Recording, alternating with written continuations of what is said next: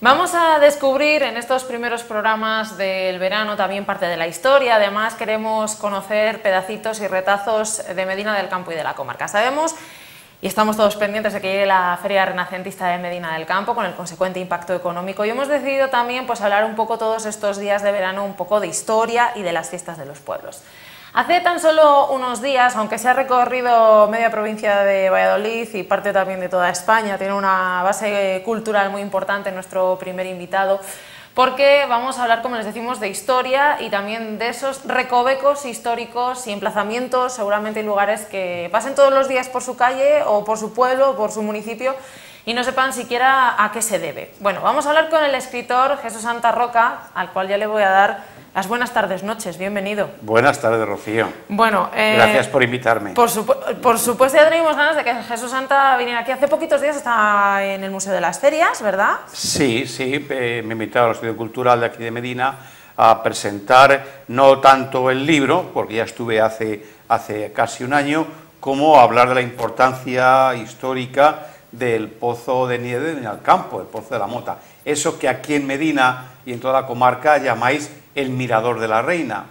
Entonces, bueno, lo que estoy un poco haciendo cierto apostolado sobre el tema de Medina del Campo es de que por qué llamar Mirador de la Reina. No me quiero meter en costumbres ancestrales de Medina, por qué llamar Mirador de la Reina a una cosa que tiene una particularidad y una singularidad, que es un pozo de nieve. Y Medina del Campo, en el borde de la Mota, conserva todos los contrafuertes y la estructura íntegra de un pozo de nieve que vendrá del siglo XVI, XVII. No conserva, eso es cierto, el interior, porque en ese momento se sacó el ladrillo con el que estaba recubierto ese gran pozo de nieve para aprovecharlo en otras cosas, cosa por otro lado natural, y aquello se rellenó de tierra y de áridos.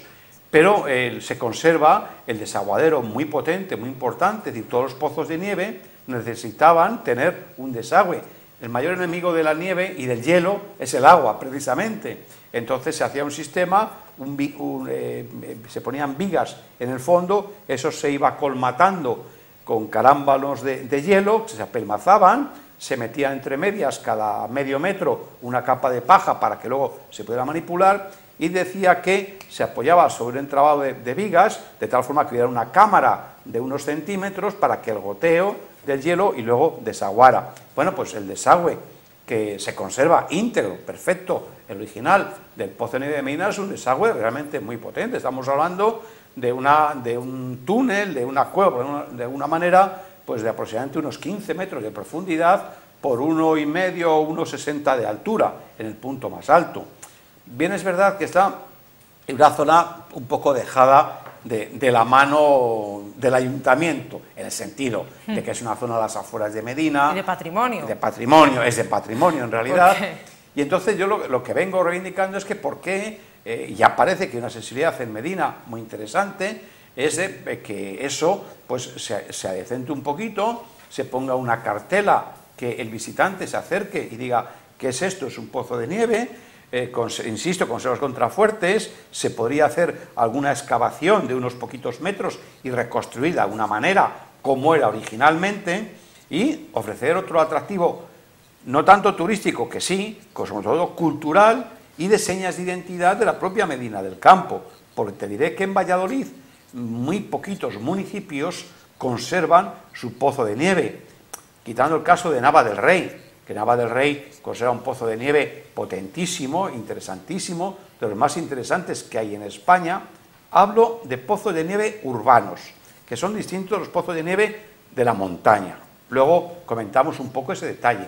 Bueno, digo que bien cerquita está Nava del Rey y tiene la estructura tanto exterior como interior de un pozo de nieve que además se puede visitar. Lo tenéis a 10 minutos de Medina. Yo creo que es un viaje que realmente merece la pena. Está abierto en horas normales de visita de cualquier monumento de la oficina de turismo. E insisto, merece la pena. O fíjate que tenemos el caso también de Olmedo, que Olmedo debió destruir su pozo de nieve, conserva la plaza Pozo de Nieve, que se llama Plaza Pozo de Nieve o calle Pozo de Nieve, y te diré que lo más curioso es que el famoso diccionario de Madoz eso fue un diccionario que se hizo mitad del siglo XIX pensando en la desamortización, cuántos bienes tenía cada municipio para desamortizar y cobrar. Bueno, pues diré que en ese diccionario, que es muy importante para conocer la historia de las localidades, en el caso de Valladolid y su provincia, el único pozo de nieve que se cita en ese libro es el de Olmedo. O si vas a la Seca, tiene su calle Pozo de Nieve, aunque no es del pozo. Es decir, que estamos hablando de un elemento muy común, una construcción muy común en su época, de los que, desgraciadamente, en el caso de Leith se conservan muy poquitos ejemplares, muy poquitas construcciones, y una de ellas la tenéis aquí en Medina, lo que llamáis el Mirador de la Reina. Por tanto, yo creo que merece la pena hacer ese trabajo que no tiene por qué ser una cosa especialmente costosa, de reivindicar y poner en valor. Si queréis, se me va llamando Mirador de la Reina, pero por ejemplo, digamos, el Mirador de la Reina del Pozo de la Nieve. Sí que es verdad que es una zona, obviamente está un poco alrededor del castillo, pero es una zona que pasamos todos los días por allí, forma parte del paisaje de Medina del Campo, y mucha gente dice, ¿y qué es esto? Y es de Medina del Campo. Incluso, bueno, la gente que visita el castillo sí que se lo dicen, el Mirador de la Reina, pero poco especifican sobre el Pozo de la Nieve. Sí que es verdad que te dicen que es un Pozo de la Nieve. Yo te quiero preguntar varias cuestiones a raíz de todo esto que estamos hablando. En primer lugar, ¿sería real o una realidad que se pudiera recuperar? Por ejemplo, Nava del Rey le tiene, pero recuperar un Pozo de la Nieve como el Mirador de la Reina, por cierto, una zona, ahora que estamos en verano, también lo tenemos que decir, muy frecuentada por los jóvenes. Sí. Es un emplazamiento histórico y está muy degradado también porque los jóvenes se suben allí, ahora al verano, a los famosos botellones. Pero bueno, sí que quiero preguntarte si es algo real y costoso el recuperar ese Pozo de la Nieve o que vuelva por lo menos a hacerse visitable según está ahora, te pregunto. Yo creo que no, porque mira, antes te lo comentaba, yo creo que lo que no se trata es de reconstruir, porque eso es absurdo en cierto modo. Ese Pozo de Nieve probablemente en su día tuviera alguna construcción en ladrillo encima de ella o al lado, que es donde viviría, por ejemplo, el encargado de abastecer el Pozo de Nieve. Lo normal, fíjate, antes, el hielo, que por cierto se sigue usando. A ver, ¿qué se pone un jugador de baloncesto de la NBA cuando se sienta en el banquillo? Pues hielo en la rodilla o hielo en los tobillos. Bien, es verdad que es artificial, y fíjate, estamos hablando de algo que seguimos usando, no solamente ya para poner los cubalibres o enfriar las botellas del rico vino blanco, verdejo de Rueda y Medina, no. Estamos hablando de que viene de una cultura milenaria. Hay que remontarse al siglo XI antes de Cristo, fíjate lo que te estoy hablando, Rocío, para encontrar ya datos de la existencia del uso de la nieve o hielo, hablo indistintamente porque es de lo mismo ya por el ser humano, con funciones terapéuticas. Tú fíjate, para cortar una hemorragia, antes se ponía hielo, se sigue poniendo hielo, o bajar la fiebre, en fin, en heridas, en hematomas, en golpes, en contusiones, inflamaciones, se utilizaba mucho. Mira, yo te había conocido en Valverde de la Sierra, que es un pueblecito que está en las estribaciones del Pico Espigüete, entre Valladolid y Palencia, desde donde antes se traía a muchas poblaciones de Valladolid y la región la nieve en verano, cuando ya se acababa el hielo natural que se producía en las charcas, en las balsas o en los ríos, en este caso de Medina del Campo, por ejemplo, se cogía por temporadas en lo que se llaman las lagunas de Santa Clara. Cuando helaban en invierno, se cogían los carámbanos y se subían al Pozo de Nieve de la Mota. Entonces, cuando esa nieve se agotaba, como todo el año había que tener nieve, ya se traía de las montañas cercanas. Yo creo que en vuestro caso, en el caso de Medina, se traería de la Sierra de Gredos. De hecho, hay algún documento que figura en el libro que yo publiqué ya hace año y pico, donde están los contratos o el acuerdo de traer el Pozo de Nieve de una pequeña comarca, de una pequeña zona de Gredos a Medina del Campo, que está muy cerquita. Valladolid ciudad, por ejemplo, lo traía del Espigüete, que está más cerquita que Gredos. Bueno, por lo que te decía es que se utilizaba desde tiempo inmemorial y se ha seguido utilizando hasta hace poco. Y te comentaba que en Valverde de la Sierra, que se traía la nieve, yo te había conocido a un señor octogenario donde cuando los niños de la zona, fiebre, los padres subían a coger, digo en verano, en los neveros perpetuos, a bajar hielo precisamente para combatir para combatir la nieve. Hasta no hace mucho, los riquísimos helados de Baonza, de Tordesillas, que yo creo que todo el mundo habrá comido esos helados en la helada, ha utilizado nieve natural, cuando ya estaba prohibido, por cierto, pero no pasa nada, nieve natural hasta bien avanzado el siglo XX, para elaborar sus ricos productos. Yo, por cierto, que paso ahí, siempre paro y me a tomar una leche. Fíjate de lo que estamos hablando, es decir, la importancia que tiene. Y aquí en Medina estamos hablando del pozo del Mirador de la Reina, porque es el único que se conserva, pero había más pozos en Medina del Campo, y antes de eso hubo otro en Medina, y luego había algunos pozos particulares. Es decir, que estamos hablando de algo que todavía está vivo de alguna manera, está presente, podemos casi tocarlo con los dedos de la historia, que no estamos hablando del Pleistoceno, estamos hablando de avanzado el siglo XX, todavía se utilizaba la nieve y el hielo natural para las diferentes actividades, la conservación de medicinas, por ejemplo, se utilizaba. Había, en el caso de Cuéllar, me consta que en Cuéllar estaba muy cerquita del hospital y muy cerquita del pozo, entonces dejaban en el pozo determinadas medicinas, en realidad eran preparados y lo dejaban ahí para que se conservara.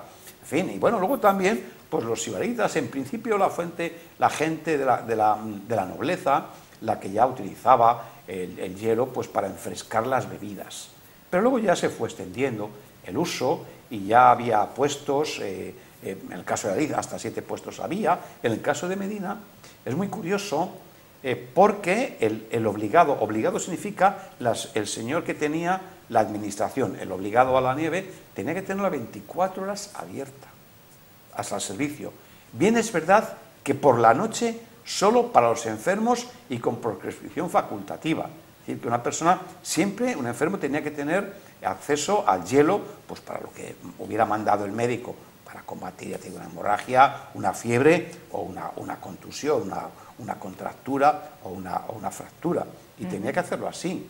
Y luego había costumbres muy interesantes, porque cuando se hacía la concesión a una persona que estaba obligado a tener siempre nieve o hielo en el pozo y además disponible al público a las 24 horas, se le indicaba que ponía un precio para vender a los de Medina y a los forasteros. Pero a los forasteros solamente les podía vender el nieve siempre y cuando estuviera seguro que había suficiente cantidad para abastecer a Medina. Y además se dejaba que pusiera otro precio más caro al precio a los forasteros. En fin, no negocio. Sí, sí. No era mal negocio. Diré que el marqués de Valverde, que en Valladolid tiene un palacio importante, parte de su fortuna, estamos hablando del siglo XVII-XVIII, parte de su fortuna la hizo precisamente comerciando con el hielo, que antes decía de Valverde de la Sierra, de las montañas que eran de su propiedad, y entonces él abastecía a las ciudades del interior de la meseta. Bueno, Jesús Santa Roca nos está hablando, dando un repaso precisamente por estos pozos de la nieve. Tiene el libro, porque nosotros aquí vamos a entrevistarle en formato breve, pero sí que es verdad que tiene un libro que se puede encontrar en algunos lugares, para si hay gente interesada y quiere ampliar información. Pues supongo que en la librería, y además si no lo tiene, pues se acerca y lo pide, y el librero seguro que en 24 o 48 horas le puede abastecer, por la distribuidora es una distribuidora de la Diputación Provincial, porque el libro está editado por la Diputación Provincial en febrero del año pasado, del año 17, y si no lo tiene en la librería, pues lo pide, no hay ningún problema. ¿Cuánto tiempo para hacer ese libro, Jesús? ¿Por qué te dio aquí por empezar por los pozos de la nieve? Bueno, eso es un origen muy curioso. Mira, yo ahora mismo estoy empezando a circular para que me lo corrijan y demás, un libro sobre fuentes, pozos y lavaderos de la provincia de Valladolid, fundamentalmente asociado a la cultura del agua, los usos, costumbres, la arquitectura, etcétera, ¿no? Entonces, en ese trabajo de investigación, que ya pues llevo muchos años, hice antes un libro sobre las fuentes de vecindad de la ciudad de Valladolid, es decir, toda la historia y demás, ¿no? Entonces, investigando sobre esto, me tropecé con los pozos de nieve y hielo, porque cuando las cosas venían muy mal dadas y la sequía era muy fuerte y se secaban las fuentes, si había hielo en el pozo de nieve, para los enfermos se les permitía cogerlo para transformarlo en agua. para que pudieran beber, es decir, que no pasaran sed los enfermos. Entonces, claro, me tropecé con eso, por así decirlo, con los pozos de nieve, y dije, guau, pues qué cosa es esta. ¿Y sabes lo que hay peor cosa para un investigador? Tropezarse con algo. Porque miras así un poquito por encima, y luego más, y luego más, y luego más, y anda, pues tengo un libro de los pozos de nieve de la provincia de Valladolid. Ese es el origen de esa investigación, que lógicamente me llevó mucho tiempo. Bueno, lo del tema de las fuentes, déjame que te diga, por hacer un símil, ¿no?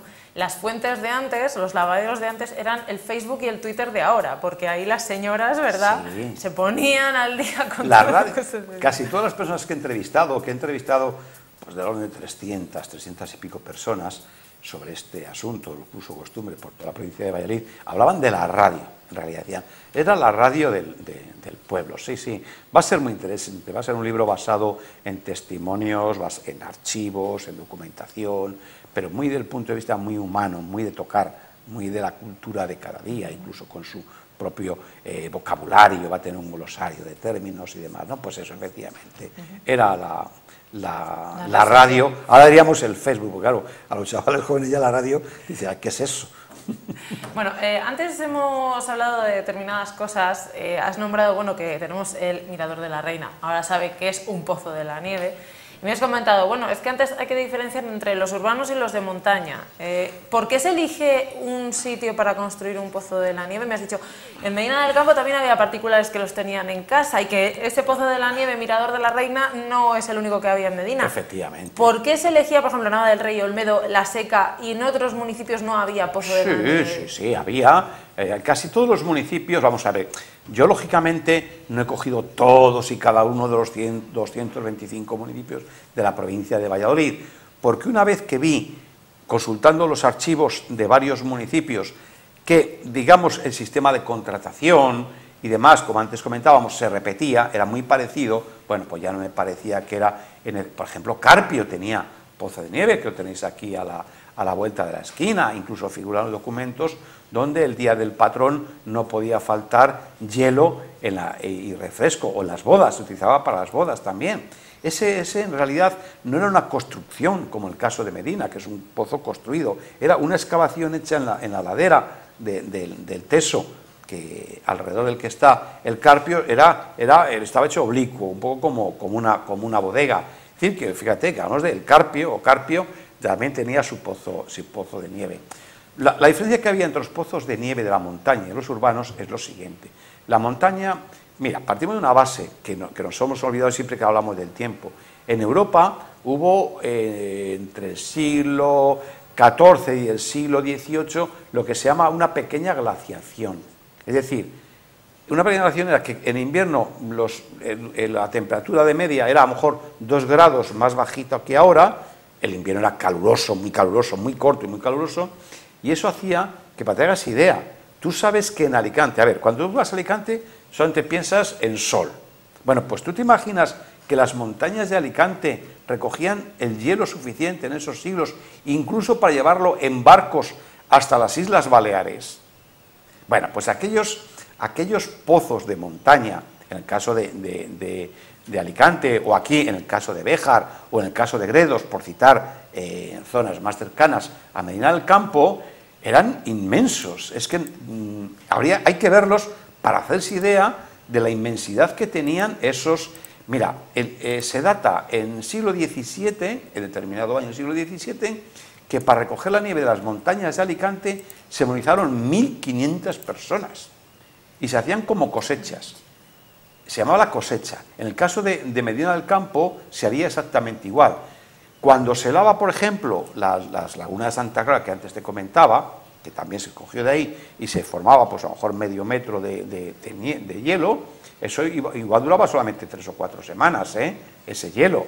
Entonces iban los jornaleros y con azadones, garabatos, garabato es como ese tenedor que se tira, ese gancho, rompían, lo metían en cestos, y me imagino que cargándolo en algunas mulas o algún carro de bueyes, lo subían por la cuesta de la Mota e irían rellenándolo. Y eso va a hacer las cosechas del hielo, exactamente igual que las cosechas ahora mismo del trigo o la cebada. Entonces los jornaleros, que normalmente en invierno no tenían tareas agrícolas, como es natural, Entonces se dedicaban a hacer las cosechas y se movilizaba mucha gente, igual en 15 días o 3 semanas, haciéndome idea, porque no he encontrado esa documentación en el caso de Medina, pero haciéndome idea del tamaño del pozo que tenía el de la Mota, pues movilidad del orden de 50 o 60 personas, al menos durante 3 semanas, para rellenar o colmatar de hielo ese pozo.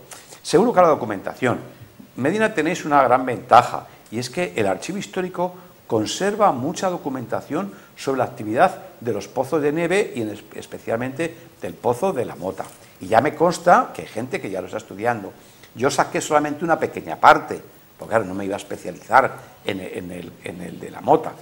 He tocado muchas poblaciones, pero me consta que yo ahí vi que había todavía mucha información de pozos de nieve, es decir, que tenéis una riqueza histórica que puede documentar y contextualizar y poner en valor histórico, cultural, y luego ya veremos si turístico. Es que me cuesta mucho siempre lo del turismo. ¿Sabes por qué? Porque nos hemos acostumbrado a hacerlo todo tan turístico. Es decir, cuando un alcalde, bueno, o una persona, descubre una piedra en su pueblo, lo mismo que dice, esto va a ser muy bien porque así van a venir a verlo. En vez de pensar, ¡ay, qué bien que recupere una parte de la historia de mi pueblo! Estamos pensando en los turistas, ¿no? Bueno, pues bienvenidos, que coste. Los turistas a Medina del Campo, por supuesto. Pero sobre todo podéis recuperar una gran riqueza histórica y cultural desconocida.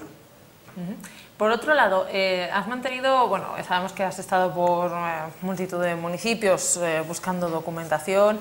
Hablas precisamente de que en Medina del Campo tenemos el archivo y mucha documentación, pero a ti, Medina del Campo, digamos que los que se han puesto en contacto contigo han sido los amigos del Museo de las Ferias, que están haciendo una labor increíble para recuperar precisamente ese patrimonio.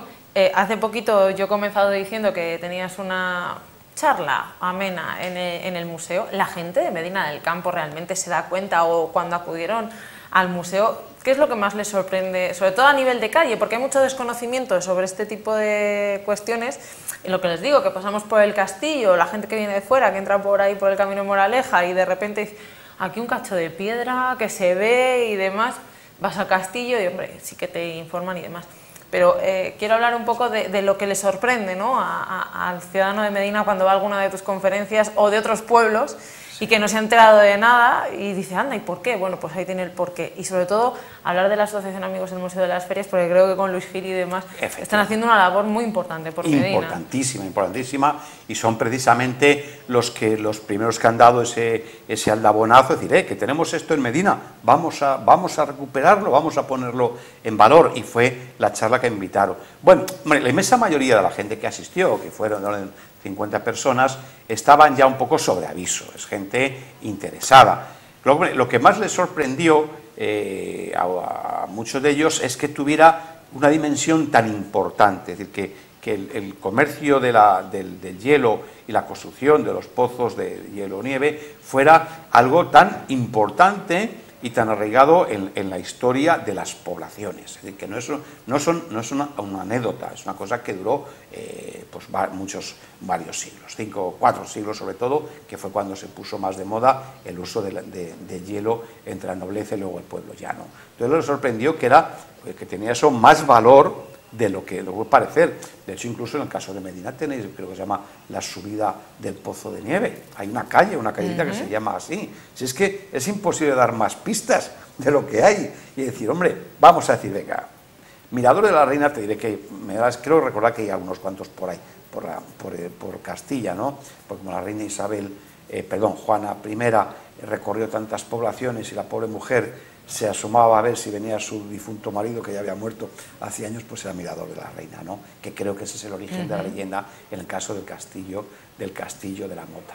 Entonces, a Juana I aquí ya la tenéis muy bien. Bueno, además Medina es una referencia, se convirtió en una referencia en recreaciones históricas, y yo conozco a una persona de la Universidad Miguel de Cervantes, Carlos Belloso, que está estudiando este tema. Hace bien poquito estuve con él, le invité. He venido a Medina muchas veces, Carlos. Claro, le invité a una conferencia en una asociación vecinal que le presenté yo, y tengo una excelente relación, ¿no? Entonces, como él dice, bueno, es que Medina, no quiero quedar mal, casi esa comida Tordesillas, porque Tordesillas fue muy pionera en esto, ¿no? Pero Medina habéis creado ahí una cultura muy potente de recreaciones históricas. Entonces yo creo, pues nada, meted el Pozo de la Nieve, es una recreación, las cosechas del hielo.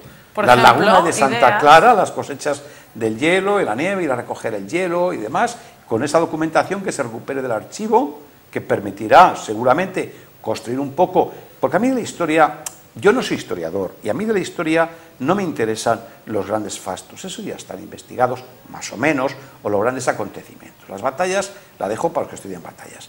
A mí me interesa lo que se llama la historia de las costumbres, la historia de las mentalidades, es decir, cómo se vivía y cómo se percibía el mundo y la sociedad en un momento determinado. A mí lo que me interesa es reconstruir. A mí el Pozo de Nieve de Medina, o la historia de los Pozos de Nieve, lo he enfocado mucho desde el punto de vista de usos, costumbres, cómo influyen las poblaciones, que yo creo que realmente lo más interesante de la historia, y es lo que yo siempre en todos mis trabajos es lo que indago, lo que se llama la historia de las mentalidades, es decir, cómo era la gente, el porqué, los comportamientos, etc. Pues vosotros seguro, con toda la documentación que salga del archivo, podréis construir una historia de qué pasaba en torno al Pozo de Nieve de Medina del Campo, pues así mira, que hace una recreación histórica. Yo te lo iba a decir, hace poquito estuvimos hablando con David Muriel, ya saben que están ahora con las reuniones de la Semana Renacentista, y nos decía precisamente que es muy difícil hacer cosas nuevas para la Semana Renacentista, recreaciones, para que la gente en Medina, porque la gente que viene de fuera a lo mejor o repite o no repite, y es su primera vez. Y nos decía, claro, es que el que está en Medina y baja a la plaza y se va al castillo, muchas veces ya de repetir siempre lo mismo, se puede llegar a aburrir, y en vez de quedarse en la Semana Renacentista puede optar por marcharse. Y le preguntábamos, ¿cómo es una de las fórmulas o cómo se puede reinventar la Semana Renacentista año tras año? Decía, bueno, pues a través de las recreaciones históricas o cambiando un poco la concepción o determinados detalles, pero lo que es la esencia no se puede cambiar. Bueno, pues ahí lo dejamos. Si el Servicio de Desarrollo Local y sobre todo la organización de la Semana Renacentista quiere, pues que recupere también una recreación histórica en torno al Pozo de la Nieve. A lo mejor se les ocurre. Perfecto. Y vemos que hacen una recreación precisamente en el Mirador de la Reina. Yo en el libro aporto dibujos y bueno, hay más documentación a poco que uno investigue, donde se puede ver cómo era. Y por esto es muy barato, porque eran gente del pueblo, gente del común, con lo cual es más fácil disfrazarles que de alabardero o cortesano. Claro.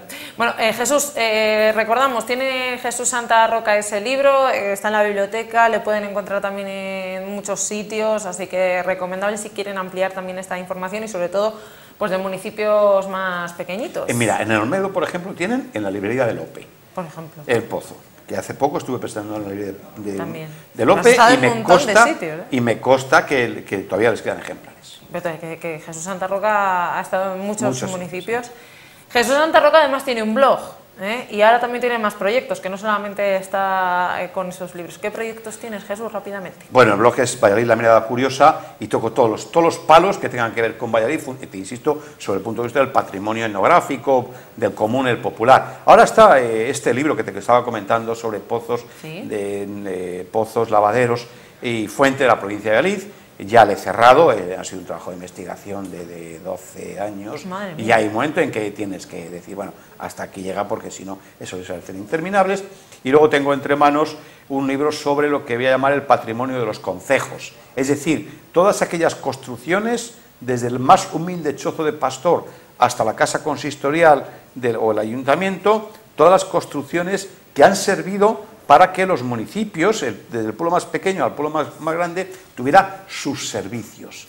Pues la fuente, la carnicería, la posada, la escuela, en fin, todos los elementos que componen las bodegas, es decir, todas aquellas cosas que aunque fueran de propiedad, los molinos, que aunque fueran de propiedad privada, en muchos casos, sin embargo, eran imprescindibles para la vida. Por eso digo, el patrimonio de los concejos. Entonces, estoy ya también rematando ese trabajo de investigación de toda la provincia de Valladolid, donde descubriremos cosas muy interesantes. Todo el mundo llama chozo de pastor, te hago un anticipo, llama chozo de pastor a cualquier cosa que ve unas piedras, y hay chozos de pastor, chozos de resinero, chozos de cantero. Hay diferentes tipos de chozos, y además tiene una construcción relativamente distinta. Están los chozos de guardaviñas, están los chozos de mesegueros. Los mesegueros eran los guardianes de la mies. En fin, espero descubrir algunas cosas que probablemente pasen ya muy desapercibidas, sobre todo en un momento donde ya, imagínate un guardaviñas en medio de 20 hectáreas de cereal.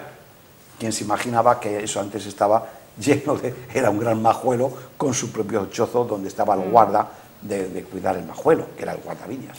Bueno, pues expectantes estaremos con esos trabajos de pues nada, investigación. Y vendré encantado a presentarlo cuando quieras. Gracias, de verdad. Jesús Santa va a estar recorriendo municipios y seguramente les vean pues esas charlas también, como les hemos visto pues en Olmedo y en Medina del Campo. Jesús, gracias. Bienvenido seas cuando quieras, ¿eh? A ti, Rocío, cuando me llames. Nosotros, señores, continuamos, que tenemos todavía más entrevistas pendientes.